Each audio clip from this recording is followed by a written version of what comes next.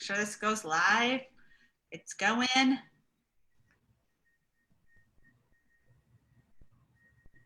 We are live. We are here. It is me and Rachel. I'm going to do a gallery view so they can see both of us at the same time. I'm Amanda Patterson. I am one of the admins of my private practice collective, and I am excited to be here today with Dr. Rachel Needle.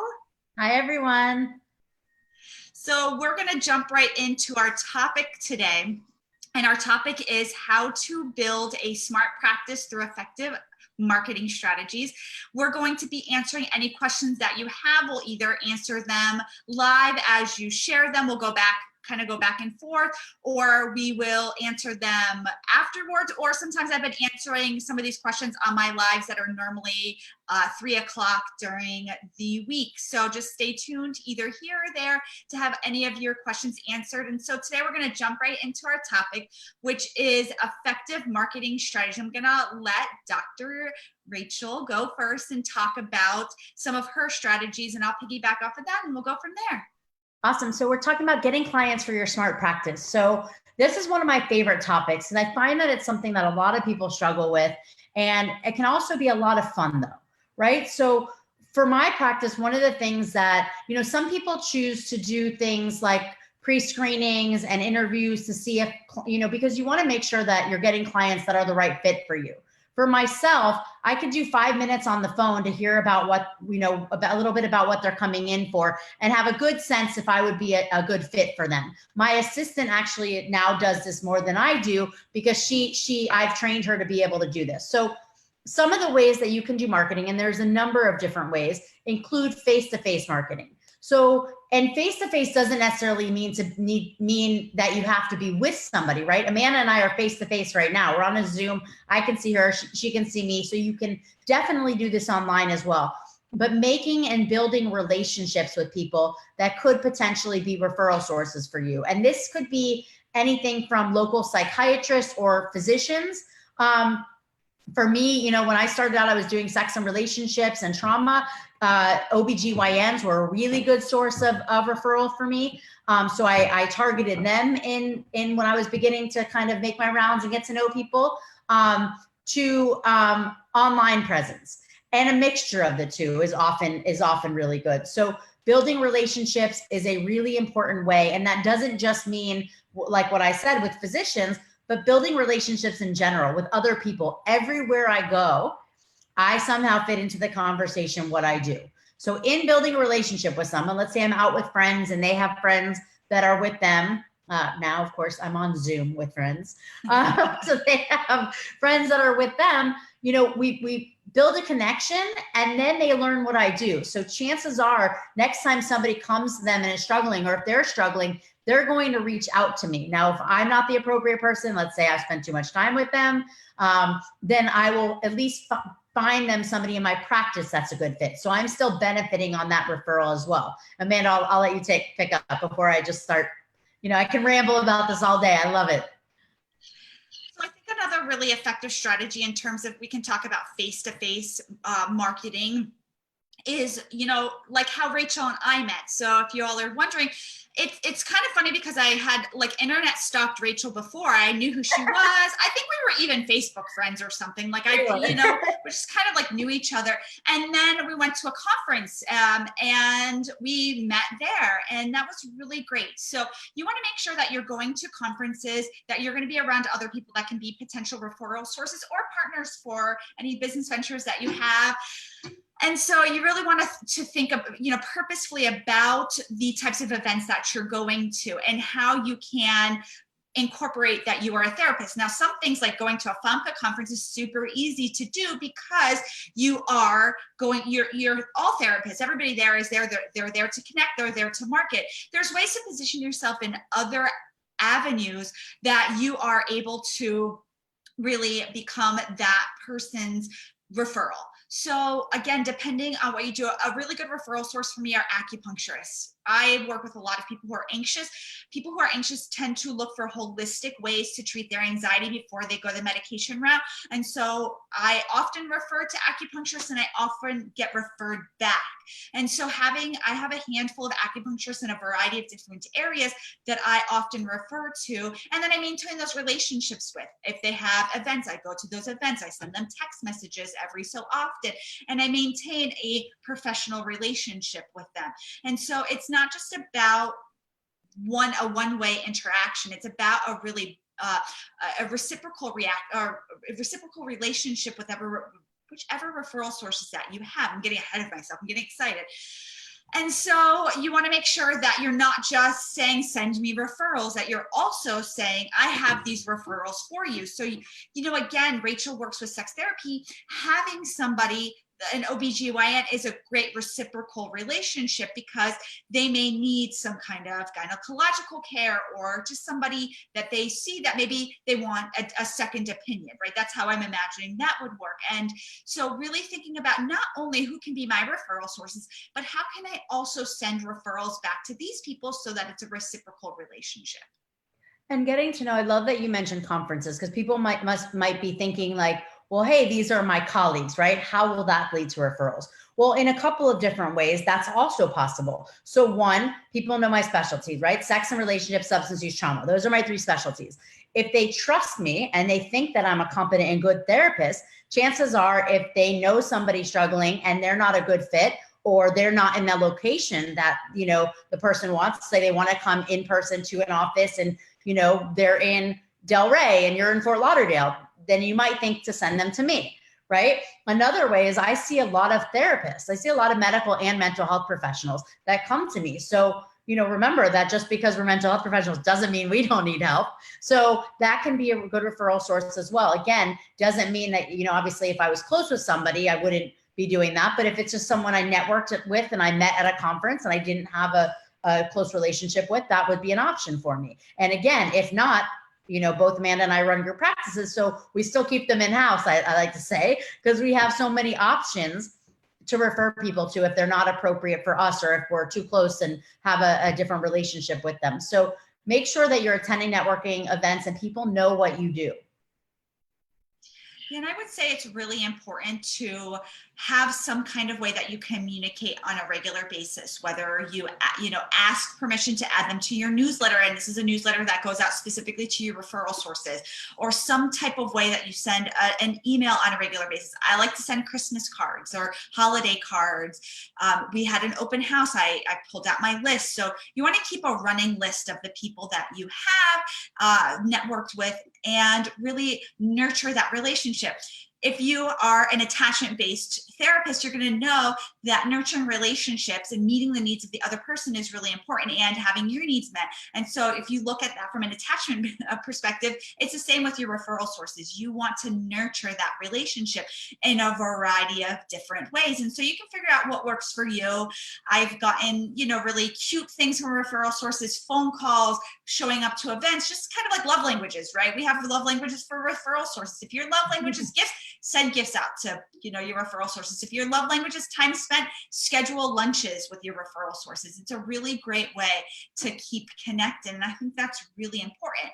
Now, for those of you that are just starting out, a good rule of thumb is that if you want to see 10 clients a week and you only have 1 client, you want to spend those other 9 hours marketing and setting up your practice. So that's where you can schedule in that time for lunches. You can set up Zoom calls now. You can set up virtual coffees. Virtual coffees are great even when we're not during these times. You can set up virtual coffees because some people might be far from you. Again, you probably need referral sources in a variety of places and in a variety of different ways. And so virtual coffees are really fun. Yeah, I love that as well. Just being able to connect virtually, whether it's over coffee, tea, or, and when I started out, one of the things that I did at first, and people have different methods of becoming known, right? I was giving a lot of talks. And at that time, I created an even more specialized niche, and I was doing sexuality and psychosocial factors during and after cancer treatment. So I was giving like 2 talks a week. I became, for a couple of years, the go-to when any of the cancer centers or anyone needed someone for a support group, needed somebody to give a talk, had people on the news, in the media needed information on. So that was a way that I used my niche to create more marketing opportunities for me and to make my name more well known. So I do think creating a niche is important. It is not necessary, right? You can still become well known without that, but I do think it gives you a little bit more of a leg up when you are, when people are looking for specific referrals. Just depends how specialized your niche is, right? Some niches, there's not going to be a whole lot of population to choose from, so your referral source would be less. But you need to make sure that, people know who you are and what you're going to do. So giving talks is another option of ways, and that can be in person and it can be online through a podcast, through Facebook Live, through, articles you write on your website, even, but getting known to the public. And that brings me, I guess, unless you have more to say about face-to-face marketing, to creating an online presence. Well, I wanted to touch base about the niche, because that is such like a common thing that people ask about. And I like what you said. It's like, it's not necessary, but it's great if you do it. So many people will tell you, you must have a niche, you must have a niche, you must have a niche. And I think like thinking in terms of black and white doesn't always help us, and that there is some gray here, and that your niche, I've seen people have as specific niches as, I work with women who are, 27 years old, who are lawyers that are trying to find their soulmate, right? That's very specific. I've seen people, maybe not, I'm being a little sarcastic, but that's very specific like that. And that their funnel is just going to be much smaller. There's going to be less of those people there. When you have a wider niche, you have a wider audience that you then want to start to funnel down into your ideal client. I think that there are really great ways to identify your niche. I think thinking about what you're trained in, who you enjoy working with, and that you can narrow your niche down. Just like Rachel said, she really enjoys working, or had enjoyed working with sex therapy, and then she had this subset, of this population. So you can think about, I like to work with trauma survivors, and then your subset could be, women who are victims of, sex trafficking, or women who have been sexually abused as children. And then you can start to narrow down that way, and then put all of your marketing in both in your niche and then your subset within your niche. And we're going to get to internet marketing. That's really effective, especially around internet marketing, because when you go to networking events, people are going to remember that you're a therapist. People are going to remember that you are maybe that you specialize in sex therapy or this very specific trauma therapy. But where you're really going to shine is on the online world. So before we jump into talking about online, let's check the chat here and see if we have any questions that are coming up. Let me go here. If you all have questions, please let me know. Let me find this video. It takes me a second. Okay. When you're not a good fit, how cautious are you to refer someone to several therapists, but aren't only referring in-house? But aren't you only referring in-house? How could this possibly be seen as a kickback? That's a great question. Yeah. So I'll say, I want to make sure I understood it. So if you're only referring in-house, so I don't only refer in-house.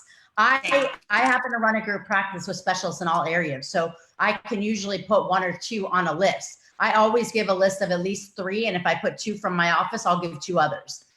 So I always kind of do that. One of the benefits is when people call me and they trust me and they're saying, I really want to see you. And I say, I can't for whatever reason, whether, I think it's a dual relationship because it's a friend of a friend that I've hung out with more times, or it's not appropriate with the presenting issue for whatever reason. They do like that I have trained and supervised most of the people that work in my office. So they feel comforted by that.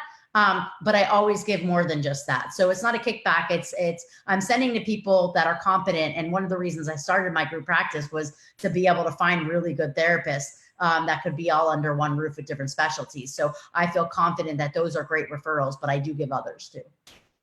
Yeah, I think that's a really good question. A lot of people ask that. And I think that it's really important that if you have a group practice, that you have a screening process. And I know we keep a list, obviously, of all of our clinicians and their specialties and their fees and the insurances they take and all this information, so that our intake specialists can really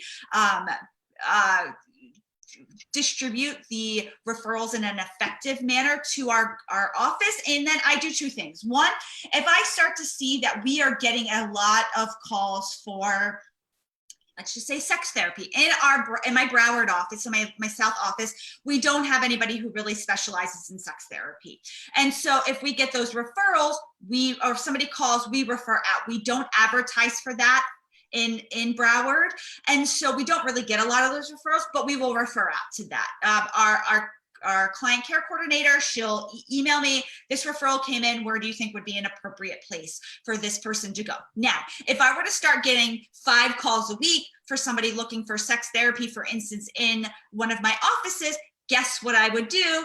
I would hire a sex therapist or an eating disorder specialist, or, a woman of color that specializes in couples counseling, whatever the calls are. So I know for me, I try to follow trends. I take a lot of information about the calls that we're getting, the presenting problems, and the types of clinicians that they're calling. Some people call and ask for, I would like to see a Hispanic speaking person, and they don't really that's their requirement. Some people will call and say, I want to see a couples counselor. And so there's a wide variety of ways that we screen people out. If we don't have it, we don't have it, and we refer out. And even when I refer, a couples counseling is a really common one. I refer to the people in my office, but I give a lot of referrals outside because of specialties. I know people that are betrayal experts. I know people that are experts on LGBTQ types of issues, specific for couples. If we don't have that in-house, we refer out. So I think it's really important that you become the referral source for other therapists for your niche, and that you have other therapists to refer out. See if we got any more questions, and then we will get going. Okay. All righty, so let's talk about some online marketing strategies here. This is my bread and butter. So I'll jump in and talk about online strategies and what is really effective. I think that face-to-face marketing is really important, and I think you need to know the area that you live in. And I think online strategies are really important, and I also think you need to know your market. And so it's really important to have a really comprehensive plan and to know yourself. Some people are like, I am an introvert, I am not going to any networking events, and you two are clearly extroverted, and that is that, right? And so I am an extrovert, I'm really comfortable going and meeting people. However, I also know the benefit of doing online marketing, and that people are really looking for therapists online. So we want you to really get comfortable with Google and all of the tools that Google uses. I'll let Rachel talk about Google My Business in a minute, but Google has a lot of tools. AdWord planners, it can help track how many people visit your website, AdWords, Google My Business. There are a lot of things that Google offers. They are a wonderful, wonderful resource. So if you are not already comfortable with Google, you definitely want to get comfortable with them. And they will do a lot of trainings for free, because they want people to use their services. Why? Because we pay for those services, primarily AdWords. And so you want to have a website. If you're going to be marketing online, clearly you need a website. You have the option of hiring somebody to do your website for you, or you can hire a service like Brighter Vision. That's who I happen to use. The reason I like Brighter Vision is because we do a lot of updates on our website. I'm a group practice. We're adding clinicians all the time. We're writing blog posts. We're expanding what we're doing. And it's just really effective for me to have somebody who I can just pay them monthly, and they will probably more than do their work in that month. But some people really want to have, more control over their website, but you definitely want to have a website. And then you want to have a Google My Business profile. And I'll let Rachel pick it up from here. Yeah, I think that, Google My Business is a great one. It allows people to see, for you to not just show up, but for people to see reviews. So I always recommend to people that you ask people, specifically other professionals, so mental health professionals, to leave those reviews. So send 20 of your colleagues / friends invites and invite them to do that, and offer to do the same for them. So if you say, can you please review me, I'll review you. And this helps you to get a better ranking. It helps you to get better reviews.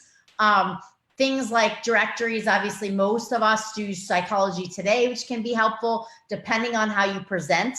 on Psychology Today, and I think we'll talk more about that another day. Website, again, like Amanda said, big fan. And on your website, making sure that you have good content, that people can really get to know who you are. People can get to know not just who you are, but what you do and what you specialize in, or the things that, the way that you do therapy or your approach.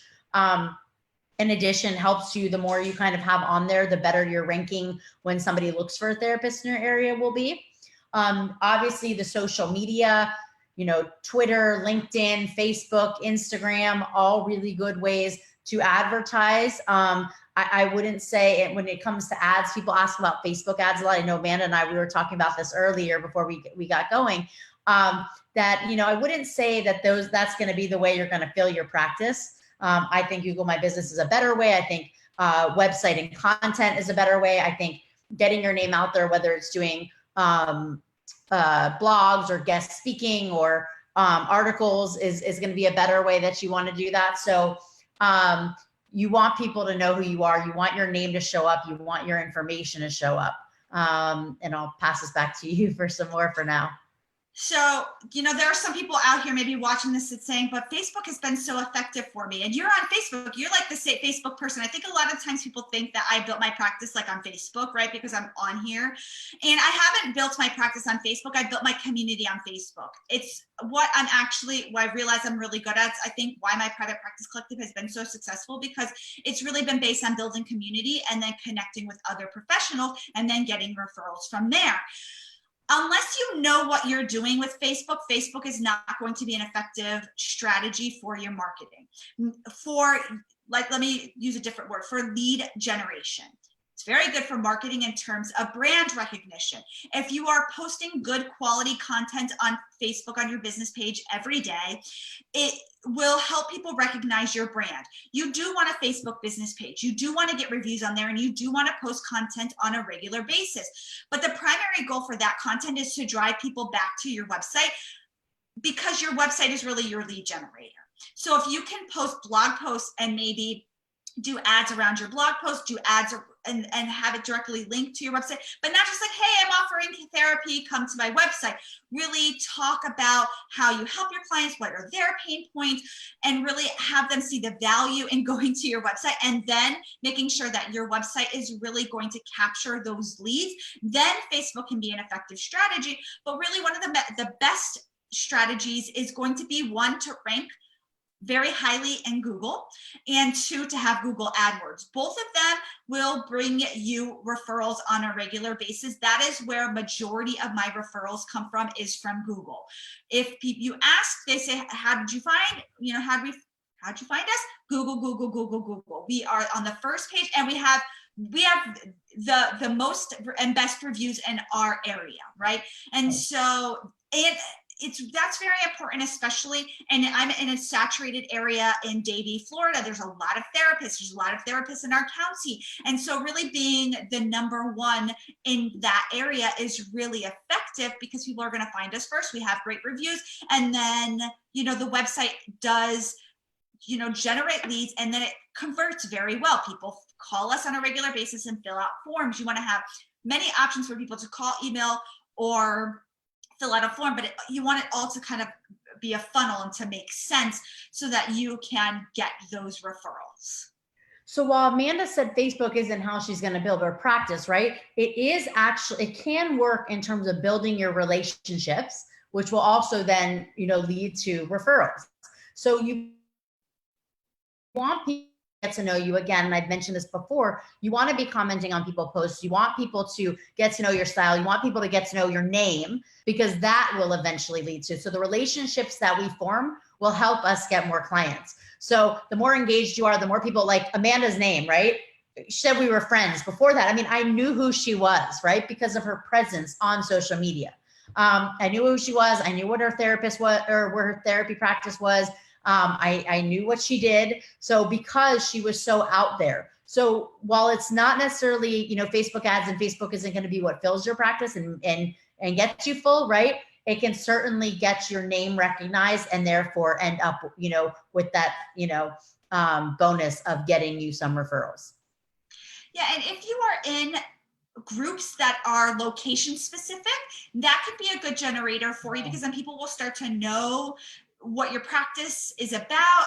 If somebody's like, I'm looking for, counseling for a teenager with anxiety, I'm going to tag my practice. I'm going to tag my practice, put the website and the phone number, or tag the practice in the phone number or something. I want it to be very easy for people to find my practice when people are posting like, I'm looking for a therapist in Davie, Florida for, teenagers, whatever other kind of information. So we definitely will comment on those. And I also take a look at who else does what we do, because a lot of the time we're going to need to refer out for whatever reasons. I want to know who is in my area, who are the big players. I know most of the group practices in Davie. I am friends with some of the group practice owners.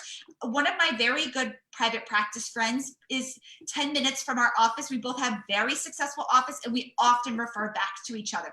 I don't see her as competition, if she doesn't see me as competition. We work very collaboratively together.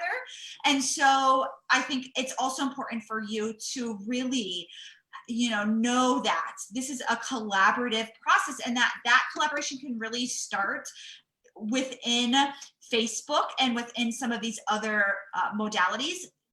Instagram is another way that you can do this. I love that you said, no, I just love that you said that. And I think that's something that, even though it's not exactly on line with our topic, is important to mention, that like the relationships you build, the collaborative relationships you build, are going to impact your practice too, right? So there's no reason to see each other as competition just because you're 10 minutes apart, right? You can both thrive with your minds. If your mindset's in the abundance place, that there's enough for all of us, you can help each other to even get there. Like, that relationship can be beneficial in so many ways. I love that you said that. So I wanted to talk about search engine optimization for a moment. I had mentioned the other day I was going to talk about this, and it's a really big topic. So search engine optimization is how easily you are found for a variety of keywords within Google or other search platforms. So if you type in, if your specialty is anxiety therapist, Davie, Florida, how well your website pulls up for that, how optimized it is for those keywords. And so there's two ways that you can get, or a couple of ways, I won't say two ways, but the main way is to have really good content on your website, and then also to be linked to other websites that have really good content for your particular information.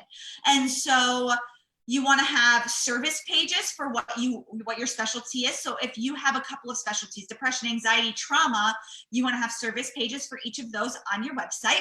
And then you also want to have blog posts that link directly to those service pages about your topics, and that you want your blog post to be really sort of like location specific. You want to have some information about your location in there. You want to put a bio that has your location. So then it not only filters through those keywords of like anxiety, therapist, but also around your location. And that then maybe you try to get on. That's why so many people try to have their name quoted in various media outlets, because they will then link to your website, you link to their website, and that creates a backlink. And the higher up your rank, your backlinks are, the higher your website will be ranked. So if you get ranked on, CNN, Huffington Post, Cosmo, like all of these really great websites, your website's gonna, Google goes, hey, that website's pretty cool. They're pretty popular. So we're going to make this more popular in the area. So unfortunately, Google is a popularity contest. And so you need to do things to really brush up your skills and the appearance of your website to make sure that Google continues to view it as popular. Absolutely. That was a lot of great information, Amanda. Thank you. So you can even do video blogs instead of a blog. Instead of, if you don't love writing, you could just do, it could be like a minute and a half, even like 3 minutes. It doesn't have to be crazy long. Just make sure that you're creating an online presence. And one of my suggestions for the vlog is to use YouTube, even to create a YouTube channel, because that can be really effective in marketing. And people can join it and expect them on a certain day. So if you're going to do them, if you're looking to grow your practice, and you want to do a vlog, make sure that or any content, even if it's a blog or other types of content, make sure people know the days that you're releasing that stuff so that they can know to come back to your site to find them. So doing one on YouTube so that people can create a channel so that more people come to it. So people know if I have an anxiety question or if I want information, I'm going to go to this YouTube channel. And it will begin to rank, the more people you have as well. And here's a secret about YouTube is that it's owned by Google. And so it really likes YouTube. It really likes content on YouTube. It likes for you to be on YouTube. It likes for you to link things. If you do, like say you were going to do a vlog on 5 ways to increase intimacy in a relationship, and you did that on YouTube. I know, I'm with you, Rachel.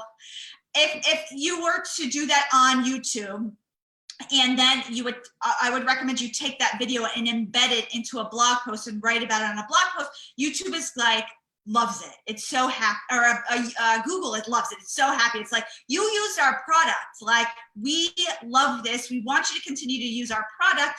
And then now you have 2 ways. You can have people being driven back to your YouTube page, or people who find you on YouTube get driven to your website. And you want to make sure that if you're driving people to your website on those blogs, that you have a call to action, right? The call to action is call me, sign up for my newsletter, fill out this form, buy this guide, whatever it is you want somebody to do, so that you can start to create those funnels and you can start to create those leads for your practice, especially if you have big aspirations to grow a large practice, or you want to be a private pay therapist and you want to charge premium rates. You really want to make sure that you're getting high quality leads for the work that you're doing. And so I'm going to go back to, if you want to see 20 people a week, you're only seeing 10, you need to be marketing those other 10 hours during the week. I don't really write a lot of blog posts anymore, because the blog posts that I've written are they're still pretty relevant, and I do still generate a lot of leads from there. And so it's really an effective way for long-term marketing. A lot of this content creation is going to be really good if you have sort of like this long-term plan for your practice. Content creation really helps you to become an expert. It really helps people to see you as an expert, and then to pay premium dollars for your expertise. They're going to do it. Absolutely. And I think, that's really important. So again, it goes back to branding yourself, making sure that you get, yourself out there, using your website for what it can do for you, using social media, making sure that you are, being consistent with content. So if you have, I do recommend having a Facebook business page, and making sure that content is coming out, even if it's recurring. So, for different groups, you can use, use Meet Edgar, right? And I've used that for different groups where I can just put content in there and it will continue to post and randomly and at different days, so that you can kind of, I could write 60 articles or 60 posts and then not have to worry about them for a long time. So that's an option as well. So a content management system like that can be very helpful. Again, the point is, the more you put out there, the more higher you're going to rank anywhere, the more loyal followers you're going to get, and therefore it's going to likely lead to more business. Yeah, and for those of you that are creative, right? Like, a lot of therapists are creative, and they allow their creative energies flow in different types of ways. I want you to really think about where your creativity lies. Is it in writing? Is it in video? Is it in visual? Some people take amazing pictures and post them on their Instagram, and I'm like, man, these people are like really good, right? Or they're just really good at documenting, right? Their day and the day in the life of a therapist kind of thing. Some people are wonderful story writers. They write really nice blogs. I'm not traditionally creative, but I do enjoy writing. When I was building my practice, I always tell this story. I decided to do a 30-day blog post challenge. And I picked 30 sort of general mental health topics, and I wrote about them. And I posted one every single day. I did have help with that. I hired somebody to help me do that. that's besides the point. And what was really effective about that is that it really upped my search, like the search engine optimization. I really started to rank in my area for a lot of things because I think Google said, wow, this lady really has a lot of good things to say. She has a lot of stuff to say in a short period of time, and this is great. And then I promoted them. That's where I use Facebook. I use LinkedIn. I use Twitter, Instagram. I use, and we still do that. When we release a blog post, we share it on all of those platforms in whatever groups we think would be effective so that we can really promote this blog post. And so if you are brand new to private practice, if you are just starting out your website and you want to start ranking, I would recommend doing a 30-day blog post challenge. Now, I did not, I'll be honest, write those blog posts in 30 days. It took me, I think, about 3 months to write 30 blog posts. And so I had them prepared for January 1st, and then we released them over 30 days. So we published one a day for 30 days. Now, that is content creation. If that is your strategy as a part of your funnel system, then I would definitely recommend doing that. If you're like, forget it, I'm not doing any of that, then I would say look into hiring a company to do Google AdWords, because that will drive people to you, sort of automatically. And it was fun. I remember those times fondly. I remember having making sure I sat down and I wrote these blog posts. Like, I had to keep myself accountable, but it really helped to keep me accountable around not only my blog posts, but a lot of the different things that I was doing for business. I mean, we're not really talking about accountability today, but you do need discipline and accountability in order to be successful. I really like that though, Amanda. And listen, I will say that 30 blog posts, 30 days is a lot, but I really think, you know what, guys, look out for a challenge that we're going to put out there. Don't worry, it won't be 30 and 30. I think that we should do that and sort of to keep each other accountable. And maybe we'll do, 5 topics for blog posts over the next 5 weeks or something like that. And we can help each other think of ideas and write. And again, it doesn't have to be 1,000 words, right? It could be even just 300 words. You could say, 4 things to help you deal with anxiety during the coronavirus, right? Keywords right there. Everybody's Googling coronavirus right now, or COVID. We could put them both in there somewhere. And so look out, Amanda and I will talk after this, and we're going to probably put out a challenge, because I think you're right. Like, we need people to be accountable to. We're accountable to ourselves. It doesn't always work. Not all of us are motivated in that way, right? People call me crazy. How do you get it done when you're your own boss and you're working on your own and you do all this? Like, didn't always, so let's help keep each other accountable. I could use it too. So look out for a challenge from us. All right, let's jump on and see if there's any questions coming. Why so serious? We're serious because we're seriously excited to be here talking about this.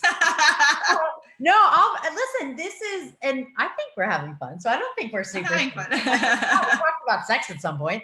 I think, this is hard for a lot of people. If, the one thing I think we hear the most is, how do I fill my practice? I'm not making enough money. I'm in private practice and I need more clients. So to us, this is very personal, because Amanda and I have both figured this out. We've both been very successful individually and in our group practices, which means we're helping fill a lot of people's practices.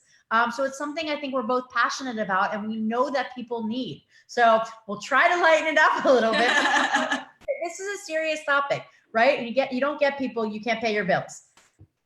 Yeah, when people want to do consulting with me and they're like, hey, I want to jump into private practice, like, what do you think? My first question is always, where are you going to get your referrals from?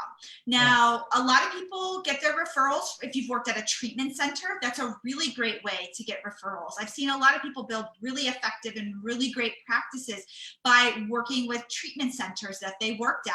And that is really great. But for some people, they don't have that, right? They have worked at agencies where they can't take referrals or whatever the circumstances are. And so then the question always is, how do I get referrals? How do I get referrals? It's probably like the number one question asked about private practice.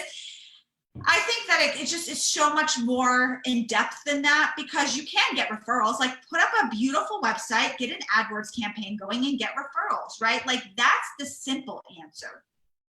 A lot of people have to work through their fears around, you know, putting up a website, spending money. I mean, a good website is going to cost you $2,500, and a good AdWords campaign is going to cost you, you know, another $1,500, $2,000 to run it for 3 months. So, you know, you're going to be looking at, if you go that route, putting out $5,000. Not everybody either has that or wants to do that. And so there are a variety of strategies that you can use. And a lot of the times you have to pivot your marketing. So there were times when I did not do any AdWords campaigns and that I just solely relied on Google. Well, when I changed locations or opened up a second location, I couldn't rely on Google. When I opened up my second practice, there was no optimization for that area because I was brand new. And so we built up in the first, you know, few months just doing Google AdWords. Now, I will tell you my journey for my second location is that I am in the suburbs. I'm in like the super suburbs, okay? This is like, it cannot get really, I don't personally think any more suburban than this. I love it, but it can't get any more suburban than this. And one thing that I noticed is this is a very community-based community-based area. And while in my office down in Broward, I never had to join the Chamber of Commerce. I'm considering joining the Chamber of Commerce up here. Why? Because that seems to be how a lot of people connect. I've watched other therapists and I've watched other movers and shakers, and I realized they are all members of the Chamber, and that the Chamber puts out a lot of good information. They put out a lot of events, and people are connected that way. Because I'm a transplant, right? I've only lived in my community for less than a year.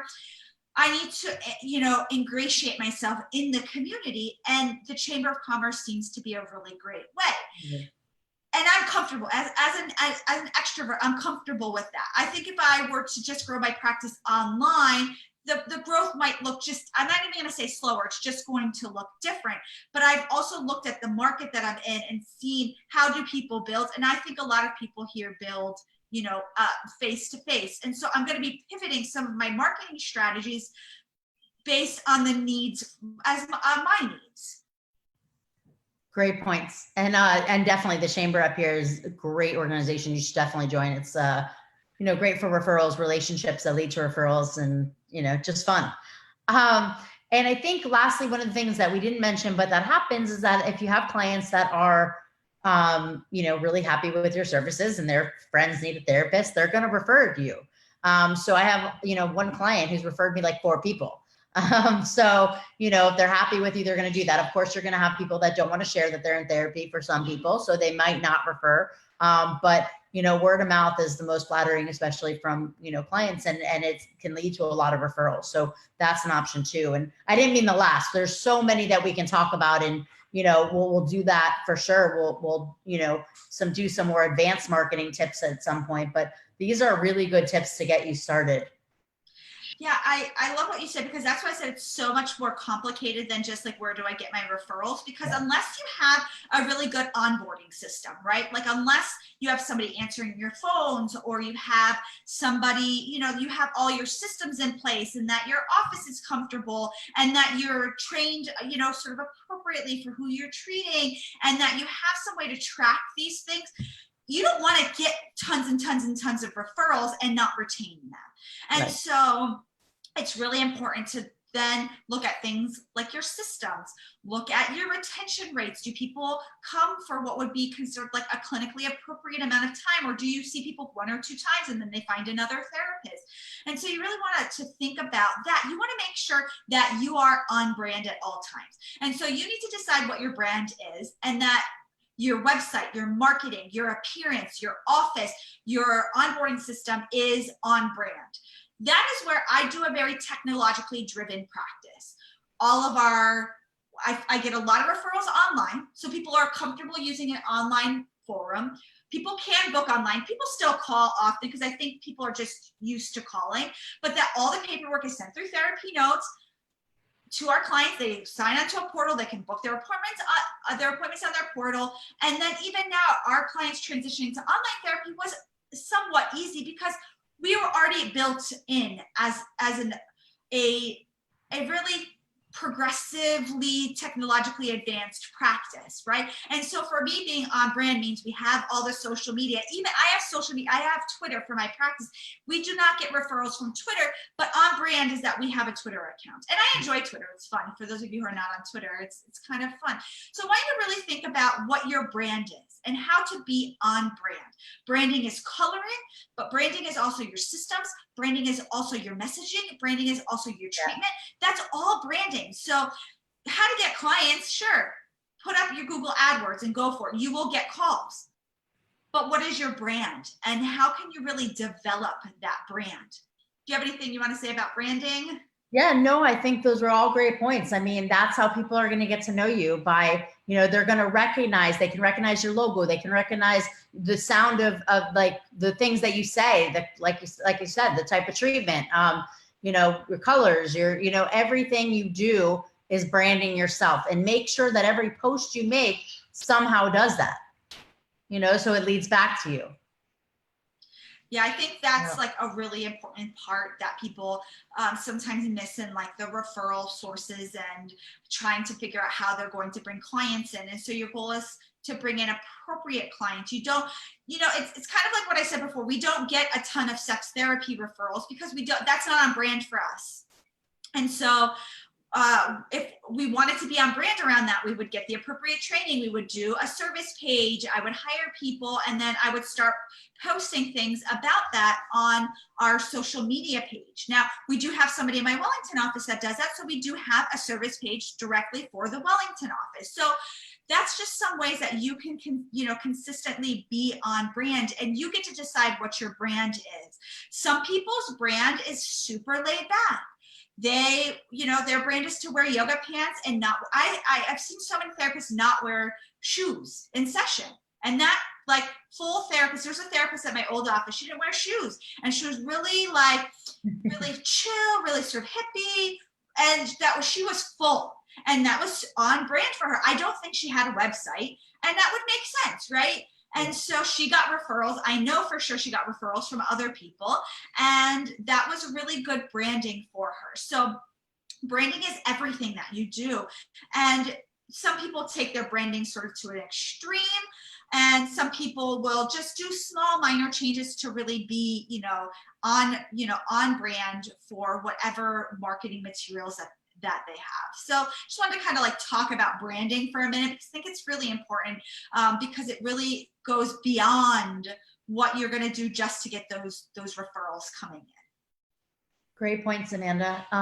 So again, we'll talk more about marketing another time, but this was, getting clients for your smart practice, and we'll be continuing our smart practice series on Mondays at 3 usually. Sorry, I had a commitment at 3 today. But we'll go back to our 3 o'clock time, and we really hope that you're getting something out of this, and that, if you have more questions, you can reach out to us anytime. Yep. Be sure to comment below any questions you have. We're going back and answering questions, or I'm here every day at 3 answering a variety of questions. I'm going to be focusing on marketing for the most part this week. And so whatever questions you have about marketing, or if you have some suggestions, we may do an advanced marketing strategy. So let us know. I know that for some people, if you have been in practice for a while, you might be like, oh, this is old news. I know I've been to your marketing thing. So this is sort of like those of you who are beginning and really want some really good ideas, but there are some advanced things that you can do, and we will be sure to get into some of those things. So we will see you next Monday at 3, everybody. Bye.